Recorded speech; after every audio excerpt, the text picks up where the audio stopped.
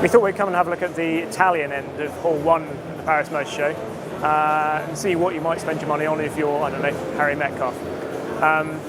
First up, we've got the Gran Turismo MC Stradale, which is essentially Maserati's tribute to the race series, the one-make race series they do, which Richard Meaden and Roger Green had a go in earlier this year, and reportedly found it very fun, it was very oversteering. Gearbox times go down to 60 milliseconds, power's up very slightly, only by about 10 brake horsepower, torque similarly.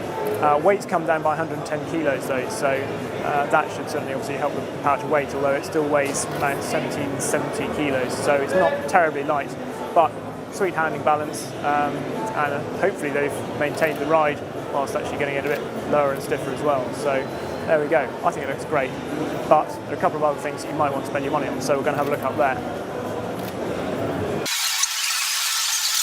Seen this before, the Alpha 8C Spider, but to be honest, it's worth having a look at it again. To be honest, I think they've probably sold them all by now. They certainly should have done. Apparently customers weren't terribly enamoured of it because it wasn't very practical, but to be honest, when it looks like that, I don't really think it needs to be terribly practical. Anyway, we're going to go over to here now, which is the Ferrari stand, and have a look at what they've got.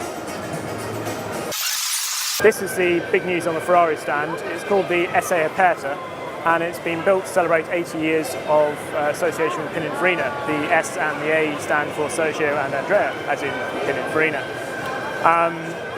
It's based on the Ferrari 599 GTO, but it's obviously a roofless version, so I suppose it's a sort of modern version of the 550 Barchetta that Harry's got.